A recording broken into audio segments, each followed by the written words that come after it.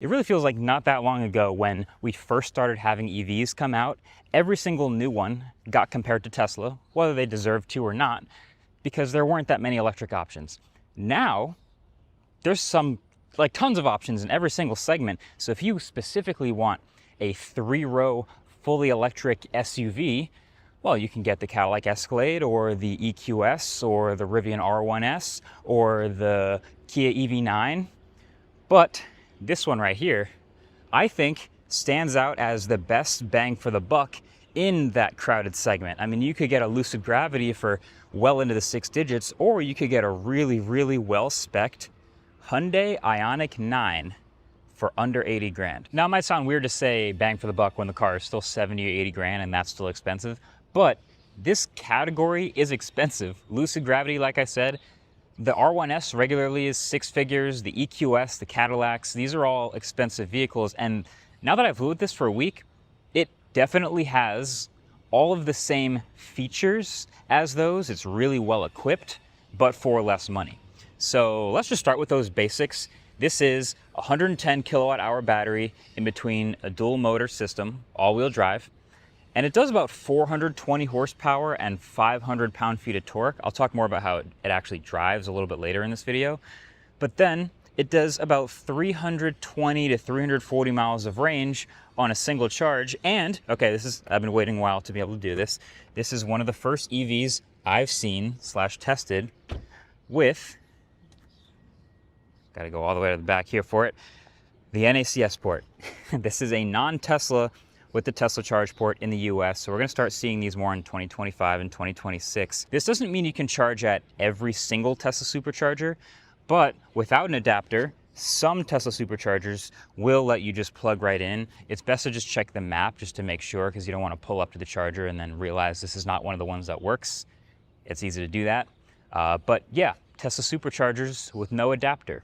Better some of them than none of them. If you want to get the closest on paper, that would be the Kia EV9, which this shares a platform with. But this is obviously an Ioniq, so it's got this very unique pixel aesthetic at the front with these headlights and all these squares. I really like the Ioniq 5, and I think that looks even better than this. But you know, as far as big 3-row SUVs go, this is a pretty unique look. There's your headlights down there, your daytime running light pattern up there, pretty big logo. A whole bunch of black plastic, but still even like the squares are subtle, but they're consistent with this motif. You get around to the side, it's got these big, thick sidewall Hankook tires. I think they're, it's gonna start with a 285, 45, 21-inch wheels. And so those big, thick tires improve your ride quality. Again, we'll get there. You got door handles that recess. This is kind of also like a satin paint color too. It's silver, but it's not super reflective. And then this back is also very distinct. Look at all these boxes. You know what that reminds me of? You know that Rivian delivery van, which has the lights that go all the way around the top of it? This DRL setup, it kind of gives me some of the same vibes, but obviously it's an Ioniq 9 instead. You know, if you made me choose like what's the best looking 3-row SUV, I don't know if I would pick this one. I think it's nice and square and trim and handsome. I think I'd probably pick the Kia EV9 aesthetic slightly over it. Maybe that's just me. But I think we should get to the inside, because I think that's exactly where you start seeing the value for the money. So Ioniq 9 on that door handle, and again down here, and again down here. But as soon as you get to the driver's seat, okay, I already have the AC turned on because it's about 1,000 degrees. In fact, what does it say? It's only 89 right now, but it's going up to 98. It's going to be 1 billion degrees in here, so I'm going to have the AC on, sorry. But this is where you start seeing how well equipped this thing is. There's a lot of good features here. I'm gonna go left to right, because that makes it easy. So to the left of the driver, you got this nice perforation in this soft door over here. You got storage down here, and you've got the Bose speaker system. And the Bose speakers all around this car, I think, sound pretty good. If I was giving them a rating, they'd be like a B. They're not bad, and I specifically paired my phone to this, so I'm doing Bluetooth audio, and there's good stuff coming out of these speakers. You also have this plastic door handle, but you've got memory seats over here. You've got power folding and power adjusting mirrors, which look pretty good. Then you get to the middle, there's your steering wheel. You've got plenty of controls for media on the steering wheel, as well as the screens behind it. You have an HUD, which is nice and crisp. Of course, the camera doesn't do it. There you go, you can pick that up. And then you have a second screen over here, which supports CarPlay, Android Auto, both wireless. You can drop your phone down here with wireless charging. It tends to heat up the phone, but you can drop it there if you want to. 2 cup holders, a little bit of storage in here. I want to say real quick, I think this key is ugly. I don't know if a lot of people usually comment about the key fob when they review a car, but this, even though it's functional and everything, this is just ugly. But there's a spot right there to put the key fob when you're driving. So if you care about that, there's some more storage here and some more storage underneath here. And then a decent mix of touchscreen controls and physical controls. So this is a touchscreen and it's very responsive, and their software has been great for a while.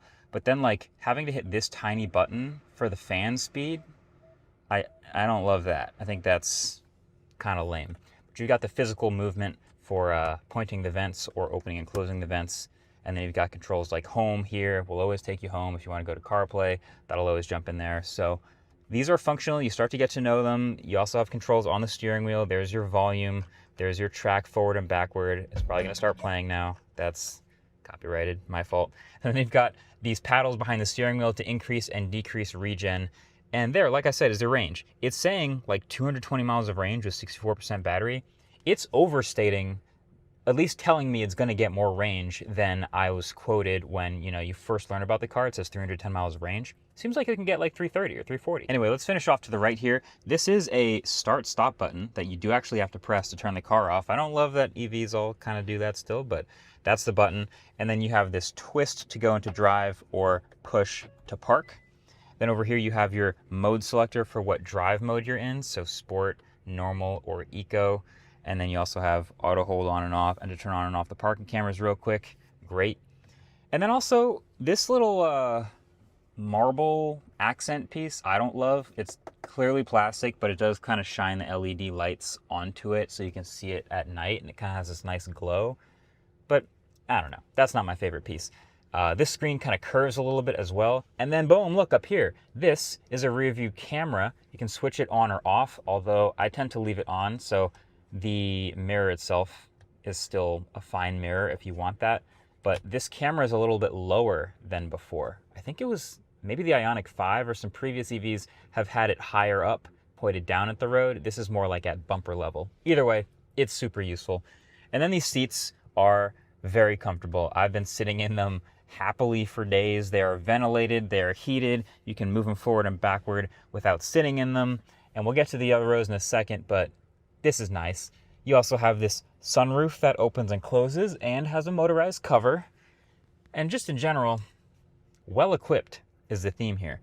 You can actually turn on the massaging seats for a long drive if you want to. I almost never do. I don't really care about them, but you have them. Has anyone ever bought a car because of the massaging seats? That's my question to you. Have you ever bought a car and been like, oh, I can never buy another car without massaging seats again? Because I've never experienced a good massage from a car seat before. Maybe that's just me. But hey, this is a 3-row SUV and definitely not a minivan. So second and third row space is a very big deal. So these are the captain seats set up. So they've got 2 large middle seats with a gap between them and then a third row. This second row is nice, again, because you have this opening and closing sunroof. The bar in the middle doesn't bother me too much. I like that it can open and close. And then plenty of foot room. There's room for my feet under the seat in front of me. And of course, you've got this nice net here. A lot of people actually love this net. Maybe if you have babies in the back seat, this is a nice shade for them, but that net is there. The aesthetic is matched. 2 more cup holders, 2 more cup holders. Hold on a second. Cubby storage space and more HVAC controls back here. This is a nice back seat, but there's 3 rows. So let me just go ahead and shimmy back here real quick. This is not the easiest, but it is possible. There you go. So third row, I wouldn't want to sit in. I'm 6'3". I put a 6'3" driving position, and then I have another seat in front of me here. So not the most leg room, as is pretty typical for this class, but it is possible. Also, if I'm the only one in the back, I tend to stretch my legs out. 2 more cup holders, another cup holder, forward and backward motorized seat movement. I'll get to that in a second when I go to the trunk, but also there's a lot of USB-C charging everywhere, especially if you're in the second row. That's going to be useful too. So not bad. Bose speakers get back here, vents get back here. I'm fine in the back seat for a short ride. This is a normal three-row SUV. When I say well-equipped though, that actually really means a lot when it comes to the back, because you know people store things in these massive SUVs. So this button over here at the corner gives me my power opening tailgate, which shows me a pretty reasonable amount of storage space before I even fold anything down. Like, that is plenty of space for groceries or whatever. There's a tiny bit of sub-trunk, so cables, maybe some grocery bags. But then over on the side, you have the 110 volt outlet. That is nice. And then these buttons here are pretty key because this is power folding second and third row. So if I hit this third row right side button, it's gonna power fold this seat down, flips the headrest down, and gives me a flat floor to put whatever I want in. That suddenly becomes much more storage. I can fold both of these down. But second row does the same thing. So I hit the second row right side. This is gonna move the seat up, fold this down, and give me even more flat floor. So now I can fit, if I fold all of these seats down, I could fit a bicycle back here. I could fit massive boxes, whatever amount of storage you please, because that is super useful. And then a lot of these, you've probably seen other cars where like you can hit the button, it'll fold them down, but if you want to pull them back up, you gotta like really reach inside. But not with this. This is power folding back up. Both of these rows will power fold themselves back into place to return to being useful seats. I do have to manually do that, but that's it. That's awesome. Super well equipped. So as you can imagine, living with this thing, with this amount of storage and all of these features, and the NACS port and the great range is great. But then there's also driving it. So what's that like? Well, it's about what you'd expect. It's nice. This is a very, very quiet, soft, plush SUV. I say quiet, first of all, because the cabin isolation, and I think there's also ANC at play here. Either way, sitting inside here is very quiet and comfortable. And then the combination of the soft suspension built in, the thick sidewall on these tires, and just the overall tuning for a smooth ride has been really, really comfortable. It's also, I mean, it's the little things, like it's a big, pretty soft, plush steering wheel. It's the general lack of distractions when you have this much visibility and, you know, a pretty reasonable, you know, small display in front of you in the HUD, and just riding and cruising along. Yeah, it has a sports mode. Who cares? It is quick, actually, just to be frank. Like, it's all-wheel drive, it's dual motor, and it's 400-something horsepower. But in general, if you're doing road trips, I love that it's the NACS port. I love that it's well over 300 miles of range, and it's like an honest 300 miles of range, too. And it seems to have no issues with, you know, just basic, like, being able to change the amount of regen on the fly. And, you know, if you're cruising on the highway, maybe you just want to put it in coast and do that for a while. But if you're in day-to-day bumper-to-bumper traffic, having the regen is efficient. All this stuff is nice. So I have no complaints about driving this thing. You feel the weight when you're turning, sure. I think it's like 6,000 pounds. But again, almost nothing in this class is tuned to be super sporty other than maybe like the quad motor R1S or some of those. So I think this is a good job of being nice, soft, and comfortable all the time. I think my only real downsides with this, honestly, are pretty minor. I'll give you my top three. One is this looks and feels pretty cheap. Two is this looks and feels even cheaper. It's functional, but God, I hate looking at it. And three, I think the front trunk, which honestly they probably don't expect people to use very often, is pretty tiny, and honestly I'll probably never use it, but I'll show it to you anyway just so you can tell. This is the Ioniq 9's front trunk. It's already full of cables. These are adapters for the NACS port and a charging cable. So small front trunk, not particularly useful. That's a tiny third downside, but overall, I mean, I'm impressed. Satin paint, pixel lights, they're growing on me. The aesthetic is growing on me. I'll admit it. I think it's pretty handsome. But let me know what you think. Is this the best equipped sub $80,000 fully electric three-row SUV? It's a pretty specific category, but there's a lot in it. I think this might be the one. Let me know if you'd pick this or the Kia EV9 in the comments. Thanks for watching. Catch you in the next one. Peace.